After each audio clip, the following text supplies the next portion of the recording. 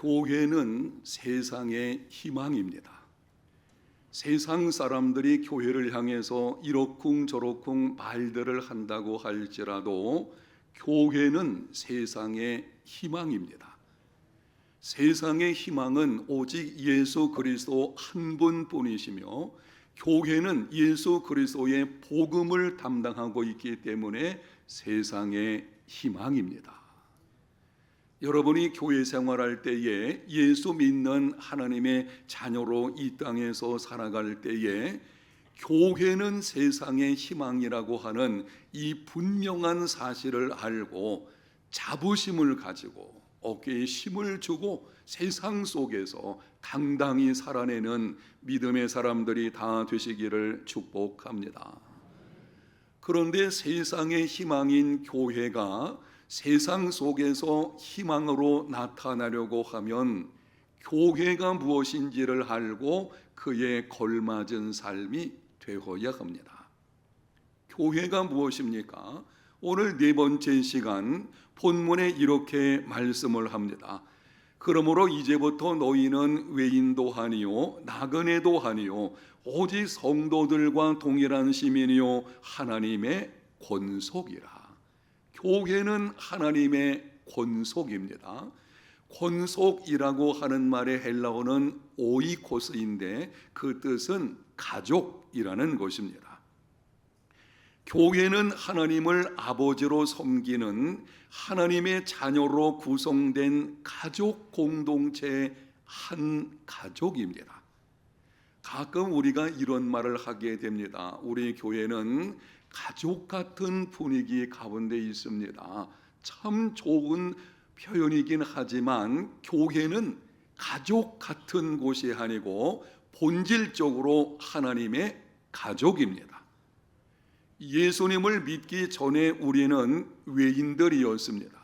하나님을 알지 못하고 영원한 사망의 심판을 기다리는 소망이 없는 자들이었습니다. 그러나 예수님을 믿음으로 말미암아 하나님의 자녀가 되는 권세를 얻었습니다.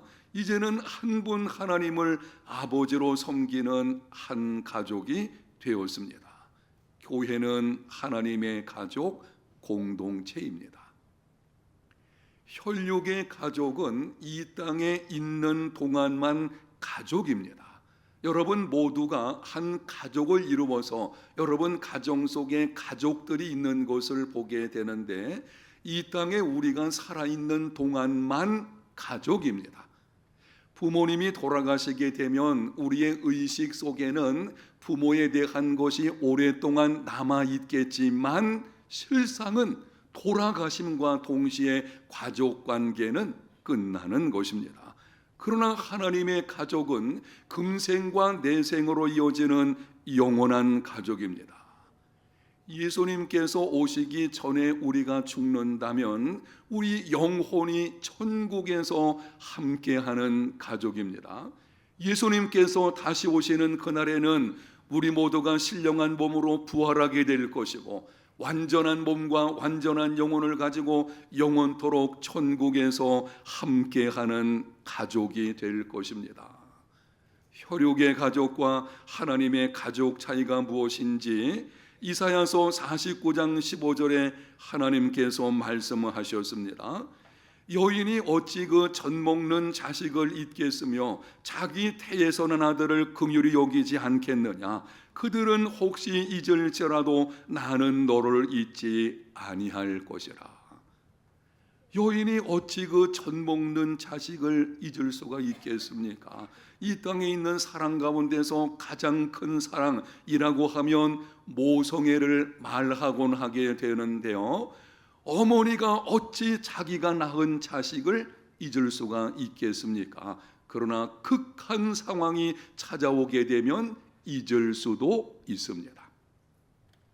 이 땅의 혈육의 가족들은 관계가 끈끈하긴 하지만 기막힌 상황이 찾아오게 되면 관계가 끊어지기도 합니다. 그러나 하나님의 가족은 절대 끊어지지 않습니다. 하나님의 말씀을 다시 들어보십시오. 나는 너를 잊지 아니할 것이라. 혹시 우리는 하나님을 향한 사랑이 흔들리는 가운데 있을지라도 하나님께서 우리를 향한 사랑은 절대 흔들리지 않고 결코 끊어지지 않습니다. 우리는 그 하나님을 아버지로 섬기는 영적인 가족 공동체입니다. 우리는 영원한 가족 공동체라고 하는 것을 기억하시고, 여러분이 혈육의 가족들을 소중히 여기는 것 잘하는 것입니다. 그러나 한번 생각해 보십시오. 예수 그리스도 안에서 하나 된 우리 한 가족 교회 공동체에 속한 한 사람 한 사람 우리들은 영원한 가족이라고 한다면, 교회 생활할 때에 우리가 함께 신앙생활하는 사람을 얼마나 소중히 여겨야 하겠습니까?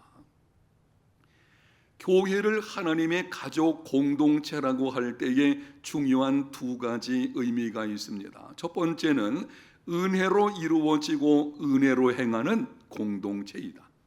두 번째는 일이 아닌 관계로 맺어진 공동체이다. 오늘은 성찬식이 있기 때문에 길게 말씀을 드릴 수가 없습니다. 첫 번째 것만 말씀을 드리고 두 번째 것은 다음번 시간에 말씀을 드리겠습니다. 가족은 내가 선택한 것이 아닙니다. 여러분 가운데 어느 누가 내가 이 가정에서 그리고 이 가족들과 함께 할 것이라고 스스로 정해서 태어난 사람이 누가 있겠습니까? 가족은 하나님의 주권적인 은혜로 된 것입니다. 세상에 우연은 없습니다. 우리의 존재와 삶 전체가 하나님의 계획 속에서 이루어진 것입니다. 하나님의 가족인 교회 공동체도 마찬가지입니다. 나의 의지나 공로로 하나님의 자녀가 되고 교회 공동체의 일원이 된 것 아닙니다. 내가 구원받은 것, 그리스도의 몸된 교회의 지체가 된 것, 지역 공동체에 속해서 한 가족으로 살아가는 것, 하나님의 주권적인 은혜입니다. 여러분, 교회는 처음부터 그 과정과 끝까지 전적인 은혜로 이루어진 공동체입니다. 그러므로 교회는 범사의 은혜로 행하는 공동체가 되어야 합니다. 성경에 기록되어진 초대 교회는 오늘날 교회들이 자라가는 것들을 거의 가지고 있지 않았습니다. 그들에게는 풍성한 예산이 없었습니다. 그들을 이끌어가는 지도자들은 그럴듯한 학위를 가진 사람들도 아니었습니다. 그들 교회 안에는 세상적으로 영향력 있는 사람들 거의 없었습니다. 그럼에도 그들의 말에는 권위가 있었습니다. 그들을 통해서 하나님께서 수많은 사람들을 구원하셨고, 그들을 통해서 그 지역사회가 놀랍게 변화되는 강력한 영향력을 끼치는 공동체였습니다. 어떻게 그런 일이 일어나게 된 것입니까? 사도행전 4장 33절에서 35절을 보겠습니다. 사도들이 큰 권능으로 주 예수의 부활을 증언하니 무리가 큰 은혜를 받아 그 중에 가난한 사람이 없으니 이는 밭과 집 있는 자는 팔아 그 판 곳의 값을 가져다가 사도들의 발 앞에 두매 그들이 각 사람의 필요를 따라 나누어 줍니다. 초대교회 성도들은 아무런 조건 없이 밭과 집이 있는 사람은 팔아서 판 곳을 사도들을 통해서 가난한 자들에게 나누어 주었습니다. 아무런 조건 없이 은혜입니다. 그들이 어떻게 이런 놀라운 은혜를 행하는 삶이 된 것인지 사도행전 4장 영상에 있는 말씀 앞부분을 보게 되면 사도들이 큰 권능으로 주 예수의 부활을 증언하니 무리가 큰 은혜를 받았기 때문입니다. 은혜를 받고 은혜로 행하고 그것이 그들의 삶을 통해서 지역사회와 세상에 강력한 영향력을 끼치게 된 것입니다. 한번 따라 합시다. 은혜를 받고 은혜로 행하고. 신학자 토머스 오든이라는 사람이 이런 말을 했습니다. 은혜가 있어야만 진리를 알고 죄를 피하고 바르게 행동하고 제대로 기도하고 구원을 갈망하고 신앙생활을 시작하고 믿음을 지킬 수 있다. 은혜는 그리스도인의 삶의 원동력입니다.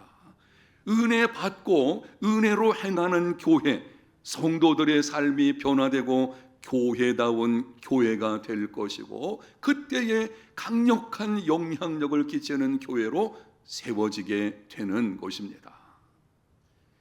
필립 얀시라고 하는 사람이 쓴 놀라운 하나님의 은혜라는 책이 있는데요, 그 책에 다음과 같은 실제 있었던 이야기가 나옵니다. 미국 시카고에서 밑바닥 인생들을 사는 사람들을 상대하는 사역자 한 사람에게 어느 날 창녀가 찾아왔습니다. 집도 없고 몸은 병들고 찢어지게 가난해서 2살 먹은 딸 하나를 먹여 살릴 수 없는 처지였습니다. 그 여자가 말을 하기를 자신은 마약을 사기 위해서 2살 된 어린 딸을 변태 성욕자들에게 돈을 주고 팔아왔다고 합니다. 딸의 몸을 1시간 팔게 되면 자기가 하룻밤 버는 것보다 수입이 좋았다고 합니다. 이야기를 듣는 동안 너무 기가 막혀가지고 이 사역자는 뭐라고 대답을 할 수가 없었다고 합니다. 내가 이 여자에게 무슨 위로의 말이든지 권면의 말을 좀 줘야 되겠는데 도무지 무슨 말을 해야 될지 생각을 못하고 있었습니다. 그러다가 이렇게 말을 했습니다. 교회 가서 도움을 받아볼 생각은 해보았습니까? 그러자 그 여자가 혐오감을 드러내면서 말을 했습니다. 교회요? 거기는 뭐하러 가요? 그렇지 않아도 비참해 죽겠는데 가면 교인이라는 사람들 때문에 더 비참해질 거예요. 2000년 전에 예수님께서는 이 여자 같은 밑바닥 인생들을 영접하시고 피난처가 되어 주셨습니다. 그런데 오늘날 교회에서는 밑바닥 인생을 걷는 사람들이 그리 환영받지 못하는 분위기가 되어 버렸습니다. 이유가 무엇입니까? 그 이유들 가운데 하나는 교인들이 교회가 무엇인지를 알지 못하기 때문입니다. 혹은 들어서 알고 있다고 할지라도 아는 것을 따라서 행하지 않기 때문입니다. 교회는 은혜로 이루어지고 은혜로 행하는 하나님의 가족 공동체입니다. 남녀노소 빈부 기천을 막론하고 누구든지 은혜로 바라보고 그 은혜 가운데서 영접하고 은혜로 행하는 공동체, 바로 그것이 교회인 것입니다. 그런데 언제부터인지 은혜보다는 도덕을, 은혜보다 종교적 계율을 앞세우는 공동체로 변질이 되어 버렸습니다. 오랜 세월 동안 교회 안에서 도덕과 경건을 논하고 판정하는 일을 힘쓰다 보니 이제는 율법주의적인 성향을 가진 공동체로 변화되어지는, 성경에서 말씀하는 교회 모습이 아닌 것이죠. 그런 일이 일어나게 된 것입니다. 물론 도덕도 중요하고 종교적인 계율도 중요합니다. 그러나 교회가 은혜의식과 은혜로 행하는 삶을 잃어버리게 되면 교회다움을 상실하게 됩니다. 교회다운 교회, 주님께서 이 땅에 세우시기 원하시는 교회로 회복이 되려면 가장 먼저 회복될 것이 은혜입니다. 따라합니다. 은혜. 은혜의식을 가져야 되고, 그리고 그 은혜로 행하는 삶, 이것이 우리에게 회복이 되어야 합니다. 리 스트로벨이라는 사람이 쓴 은혜 오직 하나님의 은혜라는 아주 좋은 책이 있는데요, 그 책에 나오는 이야기입니다. 저도 윌 하이트라는 청소년, 오늘 우리 청소년들이 함께 예배드리고 있는데요, 이 17살 먹은 청소년이 어쩌다가 마약에 손을 대가지고 그 삶이 엉망진창이 되었습니다. 소망이 없는 그런 하루하루의 삶을 살아가다가 어느 날 우연히 청소년들이 모이는 작은 공동체, 그 그 청소년 몇몇이 모이는 성경 공부하는 이 공동체에 들어가게 되었는데 거기서 예수님을 만나게 되었고 삶이 변화가 이루어지게 되었습니다. 그가 이렇게 말을 했습니다. 그들은 저를 판단하거나 정죄하지 않았습니다. 제 삶이나 과거에 대해 질문하지 않았습니다. 법정에 앉혀놓고 신문하지 않았습니다. 제 말을 들어주고 저를 존중하며 기도해 주었습니다. 정말 그들 덕분에 벼랑 끝에서 헤어나게 되었습니다. 판단하거나 정죄하지 않고 과거를 묻지 않으며 말을 들어주고 있는 그대로 존중해 주며 기도해 주는 공동체, 이것이 은혜로 행하는 공동체입니다. 그리고 은혜로 행하는 공동체는 누군가의 삶에 희망과 용기를 주게 됩니다. 중요한 말씀이기 때문에 다시 한번 여러분에게 드리겠습니다. 판단하거나 정죄하지 않고 과거를 묻지 않으며 말을 들어주고 있는 그대로 존중해주며 기도해주는 공동체, 그것이 은혜로 행하는 공동체이고, 은혜로 행할 때만이 진정 다른 사람에게 선한 영향력을 끼쳐서 그들의 삶에 희망과 용기를 불어넣어 줄 수 있습니다. 사랑하는 성도 여러분, 우리 해운대 제일교회는 상처 있는 사람들에게 희망을 주고 무거운 짐을 지고 있는 자들에게 살아갈 수 있는 용기를 주고 어둠 가운데 있는 자들이 생명의 빛을 보게 하는 공동체가 되었으면 참 좋겠습니다. 하나님의 가족 공동체, 은혜로 행하는 하나님의 가족 공동체가 되어질 때에 그런 일들이 있게 되는 것이죠. 요즘 살아가는 것이 얼마나 쉽지 않습니까? 세상 속에서 힘겨운 시간을 보낸 사람들이 우리 해문대 제일 공동체에 들어오기만 하면 용기를 얻고 힘을 내고 소망을 보게 되고 꿈을 갖게 되고, 그래서 그들의 인생이 바뀌어지고 그걸 통해서 가정과 지역사회가 변화되어지고 그 공동체, 우리 해운대 제일 공동체이어야 합니다. 이를 위해서 여러분에게 간략하게 한번 권면의 말씀을 몇 가지 드리겠는데요. 자신과 타인에 대한 기대치는 낮추고 하나님과 은혜에 대한 기대치는 높이십시오. 하나님은 우리를 지금 있는 그대로 사랑하시고 용납하시는 분이십니다. 우리는 다른 사람에 대해서, 때로는 자신에 대해서도 기대치가 너무 높아가지고 받아들이지를 못하는 거예요. 아니, 자신도 받아들이지 못하고 다른 사람도 받아들이지 못하게 되어지는, 거기서 불평과 원망과 비교의식이 나오게 되는 것이고 평안은 사라지게 되는 것입니다.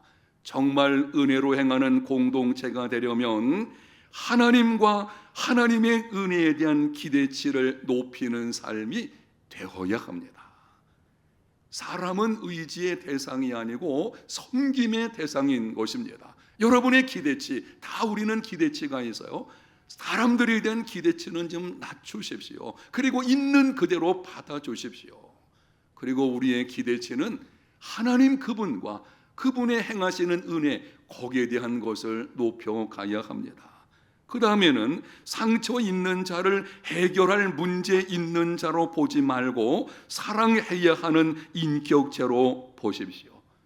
교회는 자신을 비참하게 생각하는 사람들의 피난처가 되어야 합니다. 그를 위해서는 교인들인 우리들의 안목이 바뀌어야 되는데요. 어떤 문제를 가지고 있는, 때로는 상처받았다든지 여러 가지 인생의 무거운 고난의 짐을 지고 있다든지 이런 사람들을 바라볼 때에 이 말씀 명심하십시오. 해결할 문제가 있는 사람, 문제하러 보지 마십시오. 문제 있는 사람이 아니고 사랑해야 하는 인격체입니다. 내가 사랑해야 하는, 하나님의 사랑을 받아야 하는, 아니 하나님의 사랑받는 인격체로 우리가 봐야 되는 것입니다. 그때에 은혜로 행하는 삶이 이루어지게 됩니다.